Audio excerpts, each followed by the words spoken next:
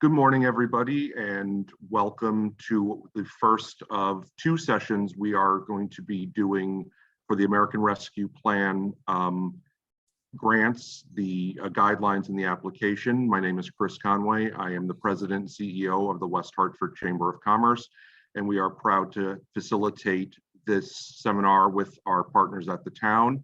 I am going to throw it over to them just to let you know who we have with us today. We have Kristen Gorski, who is the town's economic development coordinator. We have Patty Lewis, who is the budget and grants manager for the town of West Hartford. And in one of his first public appearances, the town manager of West Hartford, Rick Ledwith. So I'll turn it right over to Kristen. Great. Thank you, Chris and Kate, so much for continuing to partner with the town of West Hartford to support the West Hartford business community. We appreciate everything that you do in order to help this really important aspect of our town. So I am just going to take a minute to share my screen. While I share my screen, as Chris said, I am Kristen Gorski. I work for the town of West Hartford as their economic development coordinator. So I work as a liaison between the town and its businesses and nonprofits. Really excited to be able to spend some time with you here this morning. What our plan is for this morning is to talk about the town of West Hartford small business and nonprofit recovery grant program. We will move through a short presentation to talk about the program itself, the application, the guidelines, and the eligibility, and then we will move into a larger Q&A portion at the end. Since we are using a Zoom platform, I ask that you please put all of your questions in the Q&A. Please try not to put your questions into the chat. The Q&A function works much better in order to make sure that all of your questions get answered while we are here in this hour. So with that, I am going to turn it over to, as Chris mentioned, Rick Ledwith, our newly appointed town manager, who will welcome you all and say a couple words about this program. Rick? Thank you, Kristen. And as Kristen and Chris both said, I'm Rick Ledwith. I'm our town manager. Before we get going, I as well want to thank our partners at the West Hartford Chamber of Commerce for hosting today's very important webinar. So on behalf of our town council, we're very excited to provide all of you with an overview of the Town of West Hartford Small Business and Nonprofit Recovery Grant Program, which has been established to provide one-time direct financial assistance to eligible Town of West Hartford small businesses and nonprofit organizations who have been negatively impacted by the COVID-19 pandemic. In early June, the town received its second tranche of American Rescue Plan Acts totaling $12.5 million. Since then, our internal ARPA committee has prepared an application and then a website which covers eligibility criteria, the application process, timeline, and ARPA grant guidelines. Last week at its June 28th meeting, the town council committed $2 million to small businesses and nonprofit organizations. Organizations will be eligible for up to $10,000 grants in two separate categories. One category is for COVID-19 relief assistance grant, and the second category is for a new and enhanced program assistance grant. So this morning's webinar is scheduled for 1 hour.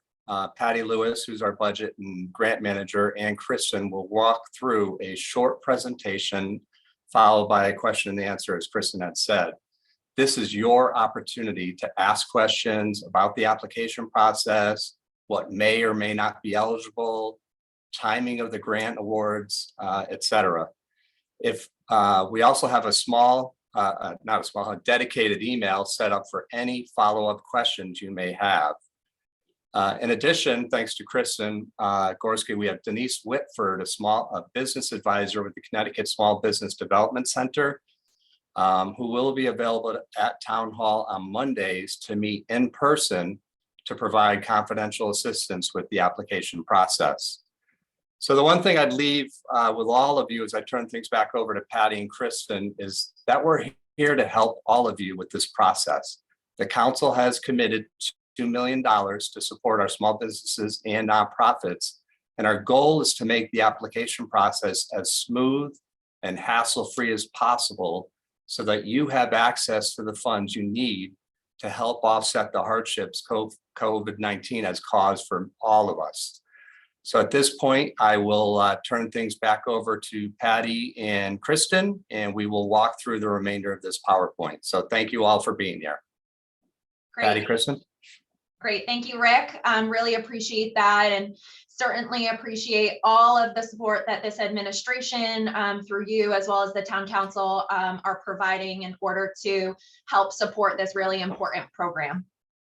All right, so we are going to move through this slideshow presentation, and as Rick and Chris mentioned, I do have my colleague Patty Lewis on here, and what we will do is move through the PowerPoint presentation and then again go to a Q&A portion. We will do the best that we can in order to answer your questions as they come in, but hopefully through this presentation, we can give you some really great insights in terms of the program itself. So as Rick had mentioned, the pot of funding that has been allocated for small businesses and nonprofits is $2 million. So let's talk about a couple of examples of COVID relief. So types of COVID relief that we are looking to be able to support, and ultimately, hopefully you will get funding by way of this grant in order to help, bring yourself back from your, help to recover your business, help to move your business forward. Let's talk about a couple of examples. So these are all examples that are pulled from the American Rescue Plan Act's final rule through the Department of Treasury. And those are the guidelines that we are required to follow in order to basically officially spend down all of the funds that we have. So examples include mitigating financial hardship, things such as decreased revenue, increased costs, payroll and benefits, mortgage, rent, utilities, etc. Prevention or mitigation tactics. This will include reimbursement of certain things that potentially your business may have purchased, or certain things that you may have implemented in your business throughout the extent of COVID, especially right from the get-go, physical plant changes to enable social distancing, barriers and partitions, as well as enhanced cleaning efforts. Technical assistance, counseling, or other services to assist with business planning needs. I will just mention here, while this is an eligible expense and you are welcome to be able to request funds to support your business this way, as Rick had mentioned, and hopefully most of you have seen, we do have a very well-established relationship with the Connecticut Small Business Development Center.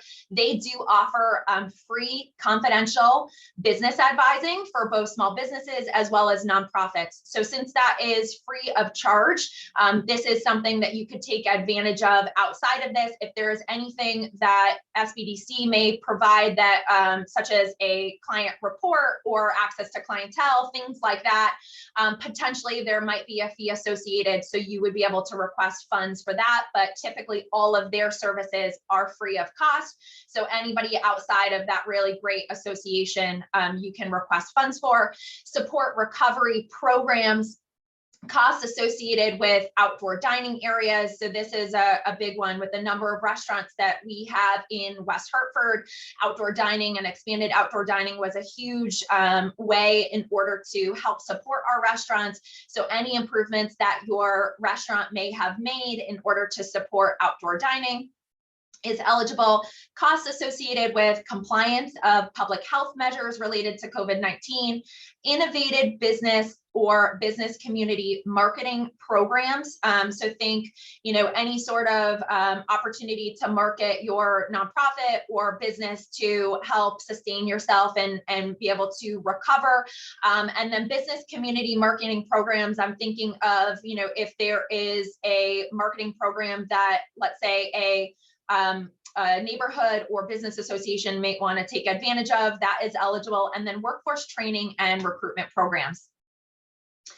Examples of new or enhanced program assistance. So this is specific to nonprofits. And when we think about, just a distinction here, when we think about the differences between the two programs, the small business program and then the nonprofit program, it's all lumped into one grant program. However, we have these two separate categories. So for purposes of eligibility, small businesses are classified as all small businesses under 50 full-time employees, as well as nonprofits that are not 501c3s or veterans organizations. Any nonprofit that is a 501c3 or a veterans organization nonprofit, they would fall under this new or enhanced program assistance, and they would be classified as a nonprofit. We'll get back to that later, but just wanted to make that distinction as we're moving through some of the eligibility. So for new or enhanced program assistance, supporting recovery programs, these are response programs to the pandemic, mental health services, crisis intervention, substance use treatment, housing.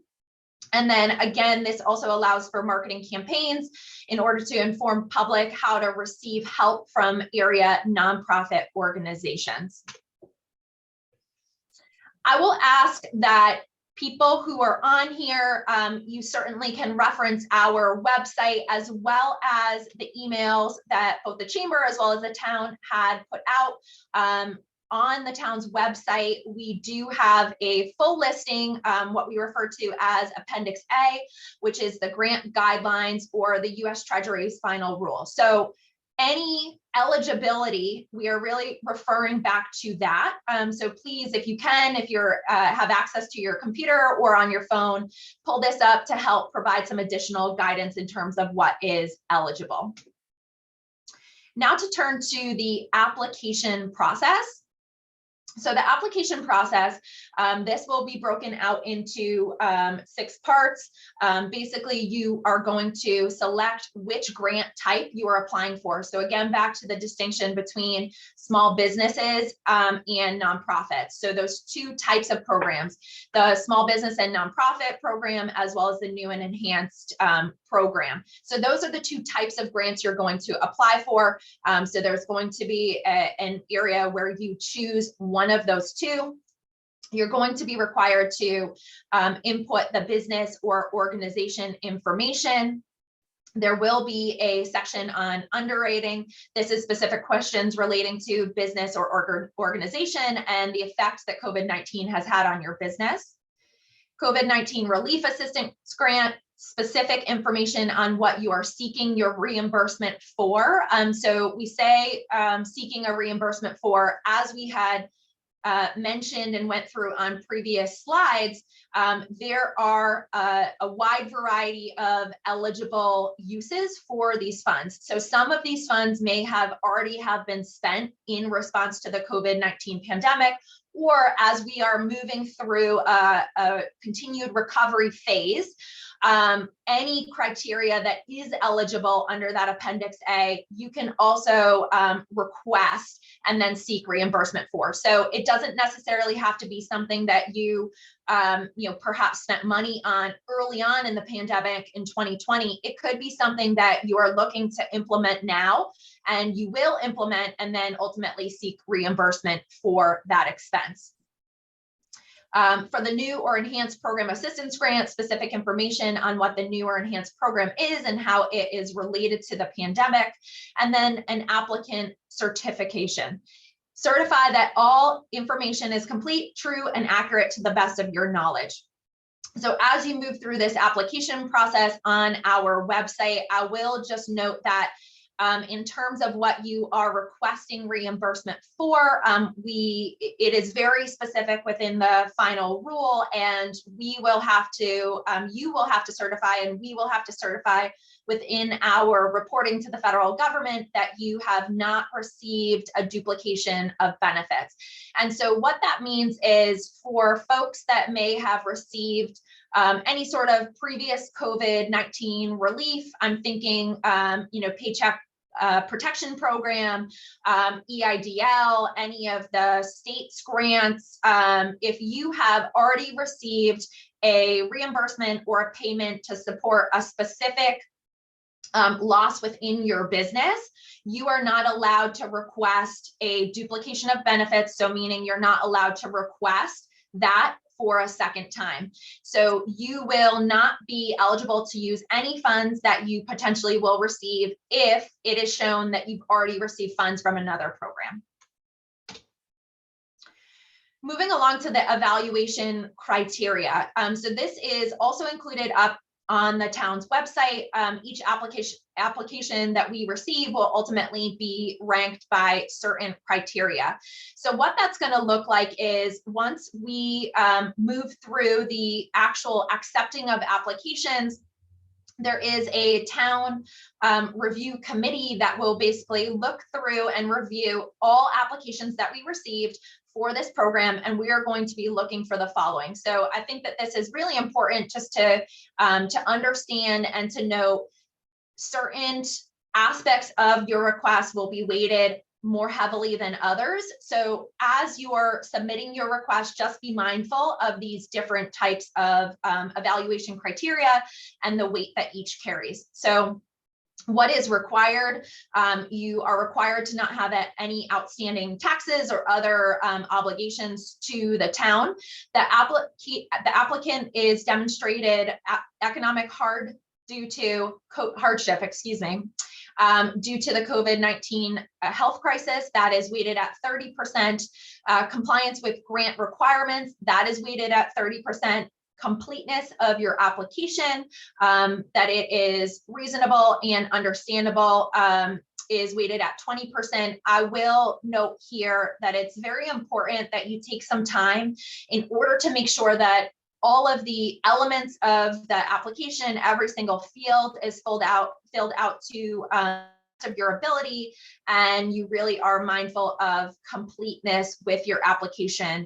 There are going to be a number of required supported documentation and documents that you will be having to submit as a component of this.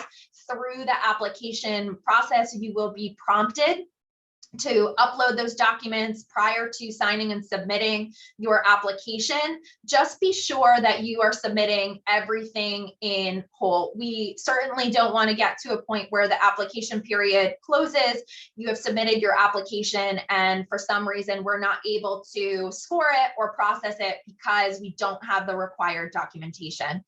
And then lastly, prior financial assistance, 10% is how that will be weighted.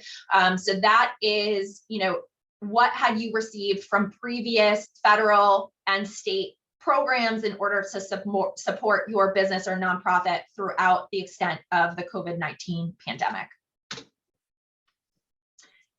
The approval process, what the approval process will look like, as I mentioned, we will have a review committee. They're going to score the applications based on the previous slide and all the weight that certain aspects and criteria carry. The review committee will ultimately make recommendations to the town council in terms of who we are suggesting should receive funding through this application. The town council will approve a resolution in order to approve those recommendations. We are hoping that this will be somewhere in the September timeframe. So on, I believe it's the next slide, we'll just go through what the timeline looks like. However, we really are hoping to be able to get these funds out as quick as possible, as soon as the applications are due. So this review committee will move as quickly as possible in order to expedite grant awards. Town staff will prepare grant awards, and you will receive a grant award in the form of a letter. A business and organization returns grant acceptance award letter along with a W-9 to our program administrator. And then all of the required documents are received by the town, and we will make payment within 30 days of our signed grant acceptance award. So as I said, we're looking to move through this quite quickly. So hopefully awards will be made and accepted and received in the September timeframe. So timeline that we're looking at. So we are saying that today is the official launch, July 6th, and we are launching it with this webinar. And so what we intentionally set up is we gave a buffered period between launching this program, moving through and presenting the program, going through Q&A, and the actual time period when we're starting to accept applications, which begins on July 20th, to give everybody time to collect all supporting documents, to basically take a deep dive to understand what eligibility you have and what you are going to apply for and what your request will be. We wanted to make sure that we didn't rush through this process. So you will have a couple weeks in order to start to get familiar with the program itself, the application itself, and then we will officially open for submittal of applications on July 20th in the morning. And what we're looking to have is an application period that will close as of August 10th at the end of the day at close of business. Now, I will just note that as we have mentioned, we do have $2 million available in the pot of funding to support both small businesses as well as nonprofits. We do expect that there will be a significant volume of applications that will come through with supporting requests. So what may end up happening, and there's an asterisk here, is if the town has not awarded the entire allocated amount of funding for small businesses and nonprofit organizations, then the application period will extend until all the allocated monies are awarded. On the flip side, if we do receive an overwhelming amount of applications that are eligible and qualify, if for some reason we do exceed that $2 million pot, we will work with the administration to see what options that we have in order to make sure that we can submit all eligible requests that are coming in. However, I will just mention that that last component is not a guarantee. So do your best in order to submit your applications, again, with being mindful of completeness, attention to detail, and then as quickly as possible once that application period opens on July 20th. Applications can be obtained on the town's economic development website. If you do have any questions, obviously we'll start to get into our Q&A period now, but we have set up a ARPA grants at westhartfordct.gov email address. That is a specific email account that is monitored by both Patty Lewis and myself. So any questions that you have regarding the application, materials, eligibility, process, so on and so forth, if we are not able to answer them here today, or you think of them after the webinar has closed, feel free to submit any questions that you have to that email address. Again, it is ARPA, A-R-P-A, grants at westhartfordct.gov. So now we are going to move into our question period. So give me 1 second and I am going to stop sharing my screen. And then I'll move into some questions that we do have in the question and answer box. And I think as we move through this, we might have to share the screen in order to pull up certain documents in order to reference. So if anybody has any specific questions, let's say about the application, we certainly can pull that up on screen. So I'm really going to rely heavily on Patty Lewis as we move through this Q&A portion. Patty is just phenomenal and has brought herself up to speed incredibly quickly in terms of ARPA and eligibility, and she will be supporting this program to a great extent, especially as it pertains to navigating eligibility and then the reporting aspect of the grant program.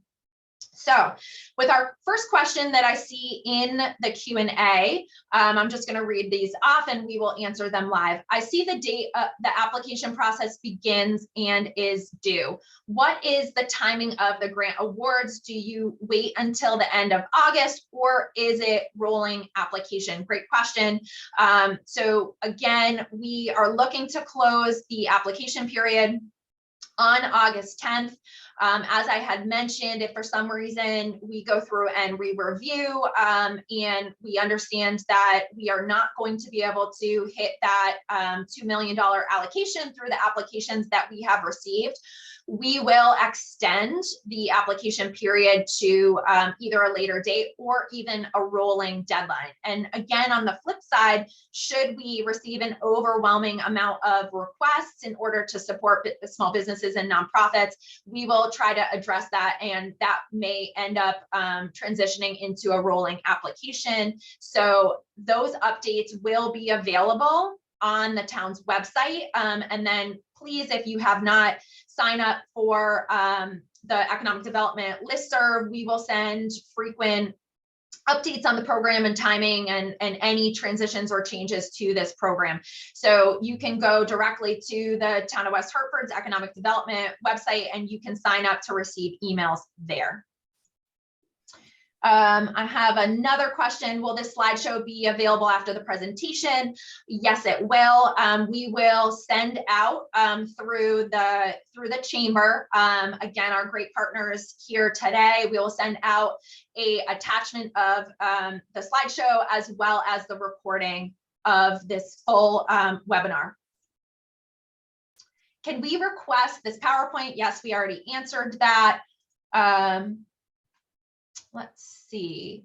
If you received a grant from other local or national sources for something specific, can we still request funds for another expenditure or recovery plan? Or does this mean that we are ineligible regardless of what we are requesting a grant for?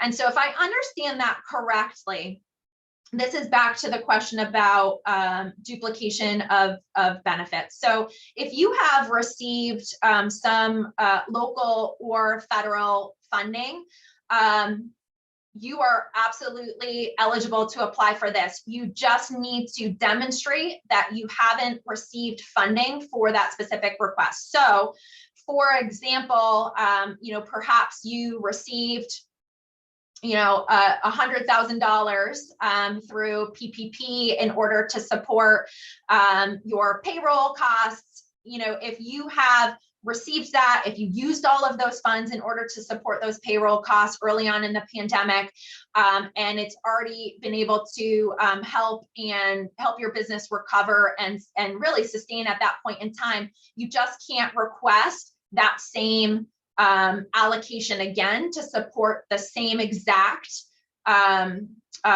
support mechanism for your business. So if you received that $100,000 to support payroll, you can't receive another $10,000 through this grant program to support that same request. Patty, is there anything else that you would like to add to this particular question?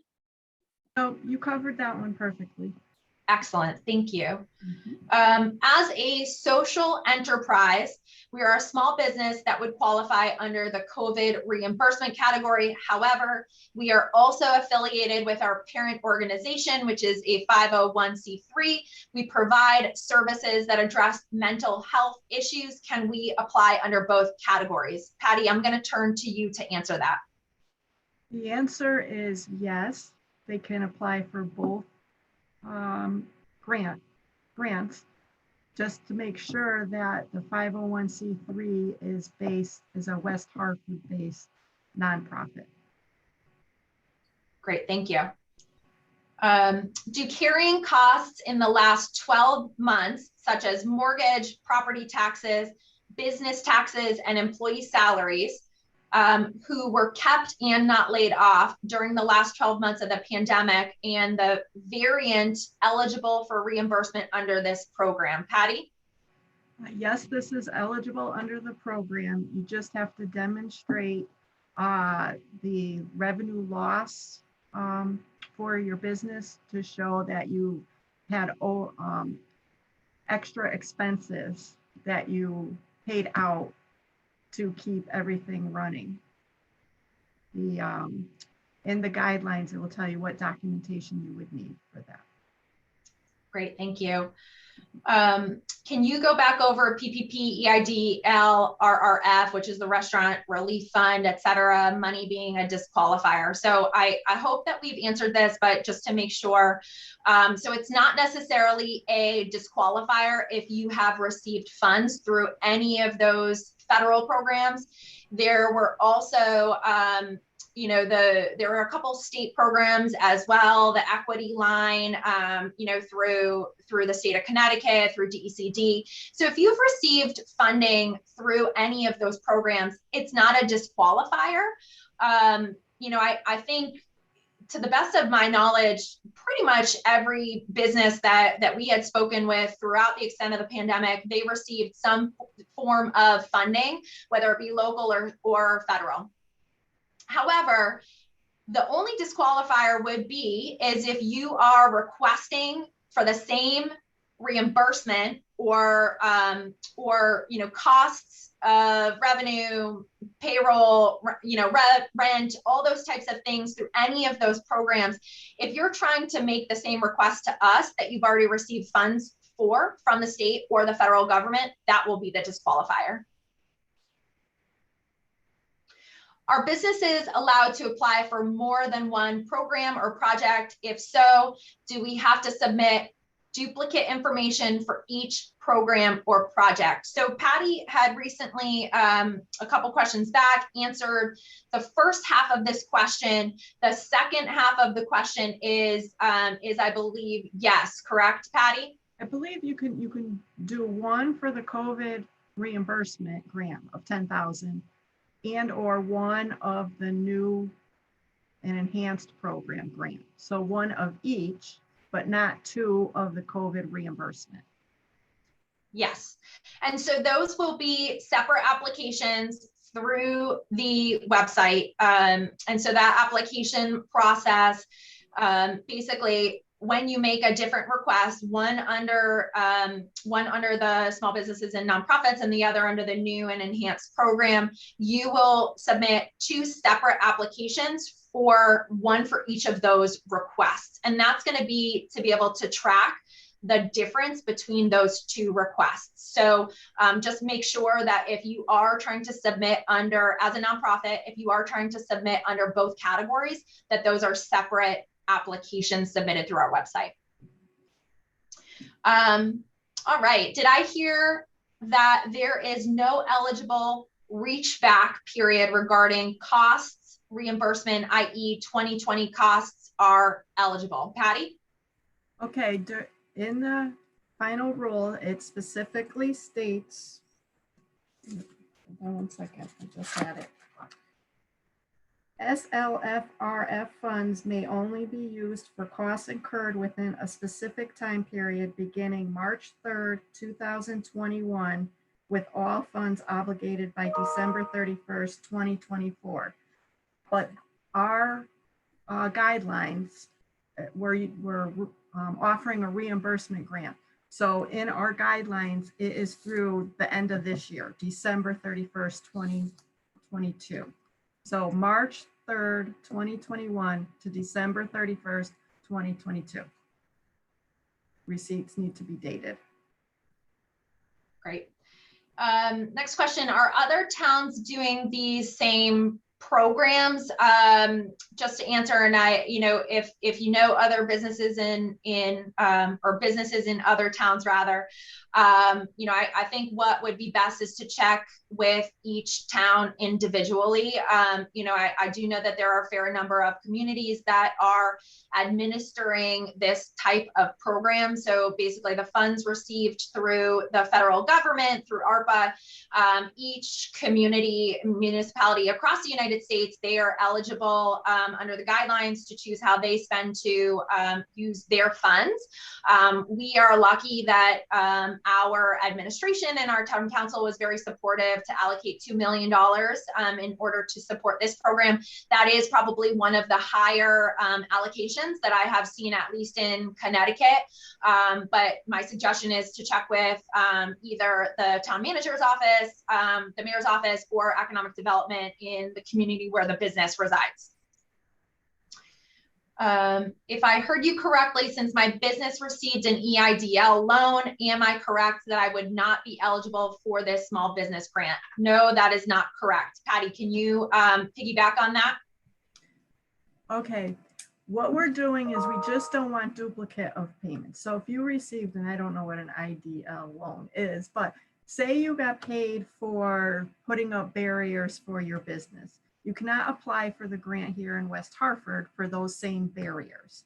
So whatever you were reimbursed for or got money for on a different source, you cannot apply for it again with this grant. Yes, and so the just a note, the EIDL was the Economic Injury Disaster Loan, and that was a loan program, and it also had a grant aspect to support employees, and that was administered through the Small Business Administration. Thank you. Will applications submitted early have an advantage over apps submitted later, or do you wait until the end period to review them all? Great question. So we are intending to wait until the August 10th deadline in order to start reviewing these applications. So we are not going to necessarily review them as they come through. However, you know, as we're still trying to navigate how many applications we will receive and the volume, our plan is to start to review them in the order that they did come in. So it would be helpful in order for you to submit as early as you can. But just note that, you know, back to the evaluation criteria, not every single application is going to be scored the same, weighted the same. So, you know, even if you're somebody that does not get your application in, you know, right at the beginning of the process, that does not mean that you will necessarily, you know, not be eligible for funds. It doesn't necessarily mean that you won't, you know, have the opportunity to receive funds through this program. It's all going to be based on how you stack up based on the eligibility criteria. When you say already received funds, PPP, if you received funds from PPP to cover payroll for, say, March 2022, can you now request to cover payroll for, say, April 2022? And so PPP, the Paycheck Protection Program, yes, that's correct. I hope that we have answered this at this point in time, but yes, you know, if you received funds to cover your payroll costs back in March 2022, if you, so long as you did not receive funds to cover, you know, April costs in what, you know, in 2022, for example, here, and I think we're really ticking back to 2020 when the program was quite robust. You know, as long as you have not received funding for the request that you're making to us through a previous program, it is eligible. If PPP money was received for salaries, can funds be obtained under this program for revenue loss only, or is this only for out-of-pocket expenses? Patty? That's a good question. That one I'm going to have to do a little research on. Okay, great. So we will just make a note of that last question that came through, and we will get back to you on this, Dr. Basil. We also are planning to put together a Q&A sheet that we will upload to the town's website on the grant webpage. And so we're basically going to do a frequently asked questions. So a lot of the questions that we had received here today, as well as some that we've already received through the ARPA grants at westhartfordct.gov email. So I'm just going to flip over real quick to the questions, excuse me, to the chat just to make sure we're not missing anything. Thank you to Kate and Chris, who both included the town's website in the chat. So anybody that might be searching for that, that is in the chat. It looks as though we have answered all of the questions. Oh, excuse me. Kristen, I have one more popped up in Q&A. Yes, one more that came through. We do have some time left, so if anybody has any outstanding questions, please feel free to put them in. So the last question that has come through, how will you determine how much each grant will be? Do you expect many of the grants will be $10,000? Patty, can you take that one, please? Well, as the businesses and nonprofits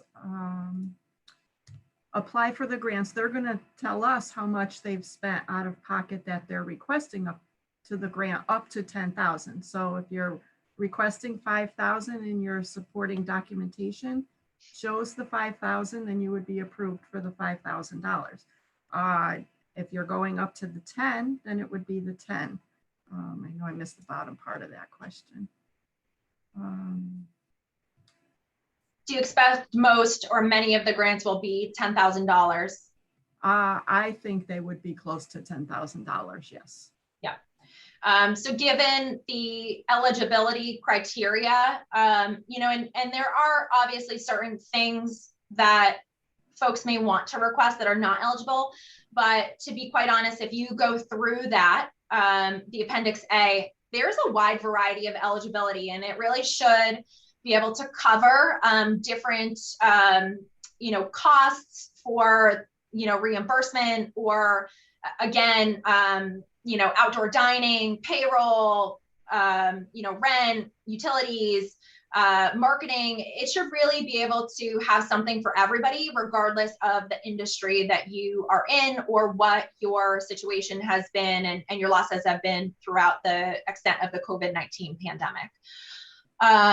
Right before I turn to this last question that I see in here, I just want to know, so just to reiterate, this is a program for West Hartford-based businesses, something that we did not include in the PowerPoint, but is very clear on the website, as well as the application and the guidelines is, you must be a West Hartford-based business. So I had mentioned the business that's located physically in West Hartford can't exceed 50 FTEs, so full-time employees, full-time equivalents. And one thing to note is we have a lot of sole proprietors, solo entrepreneurs that are located in West Hartford, you know, whether you are somebody who's working out of a co-working space or, you know, an office, a storefront, or we have a lot of home-based businesses. As you will see when you start to work through the application, we are going to require that you submit a variety of documents to be able to, you know, qualify that you are physically located in West Hartford. So I just want to briefly touch, while we have most people, on some things that will be required that you need to make sure that you're mindful of and to be able to submit. So your business, regardless of what your business or nonprofit is, you need to be legally registered with the Secretary of State of Connecticut. So just ensure that you have documentation that demonstrates that. In addition, if you are a business that is operating under a different name and you have a DBA or doing business as, you are required to have a valid trade name certificate with the West Hartford Town Clerk's Office. So just ensure that, again, if you're operating under a different name other than your LLC or your corporation, you know, be sure that you have that valid certificate. In addition, since home-based businesses are eligible, in addition to all of our commercial businesses, we also are requiring that you have all, you know, regardless of the business that you are, where you're located within West Hartford, all of your licenses are up to date. So that may mean, you know, if you're a restaurant, you have a valid health department license. If you are a home-based business, you're required to have a home occupation permit. or a special exception permit through the Planning and Zoning Office. So just ensure that if you are a home-based business, that you have one of those two through Planning and Zoning. We will, as we're reviewing these applications, we will, require that you submit documentation, or we will also reference within various town departments and basically check to make sure that all of those licenses are up to date to show that you are a valid operating West Hartford business. So I just wanted to make that distinction and note just as we're moving through. And then the last question that I see before we wrap things up, I work for a private practice in mental health. How do we apply to be a nonprofit in West Hartford so we can apply for both? So that's a great question. So that is, again, registering through the state for your nonprofit organization. So happy to, if that person can reach out to us directly, I know that it's listed as anonymous. If that person can reach out to us directly and send us a note through the ARPA grants at westhartfordct.gov, we can provide resources that will help you start that process and determine what type of nonprofit you may apply for. So there are a variety of different nonprofits, 501c6s, which are typically most membership-based organizations. As we talked about, 501c3s, there are veterans organizations, there's a wide variety of different types of nonprofits. So it's understanding what you would be eligible in order to apply for, how you're going to ultimately, file your taxes, so on and so forth. So we'd be happy to walk you through that process and set you up to see if that's something that your private practice would be eligible for. Okay, great. I think that is all of the questions that we had received. Again, we're trying to cover as much as we can with this very new program. This is honestly the first time the town of West Hartford has had the opportunity to do a large scale grant program like this. So bear with us, but hopefully this is as seamless as possible for everybody that will be navigating the application process and the guidelines, and hopefully for those folks that will receive funding. Again, we are so incredibly excited to be able to have support from the administration and the town council to be able to have $2 million to support all of our small businesses and nonprofits. Please use that ARPA grants at westhartfordct.gov email address with any questions that you have. We will get back to you as quickly as possible. Patty and I will be navigating that, and we will try to be very responsive, understanding that once the applications open on July 20th, people will want to move on that quite quickly. In addition, for anybody that may have trouble navigating the application itself, if they may have questions on specific documentation that we're requiring to submit as a component of the request, if you need help pulling any of that together, please definitely reach out to Denise Whitford at the Connecticut Small Business Development Center. As we've mentioned a couple times here, the Connecticut Small Business Development Center, they are a tremendous resource, and they offer free confidential business advising. And so that's both for small businesses and nonprofits.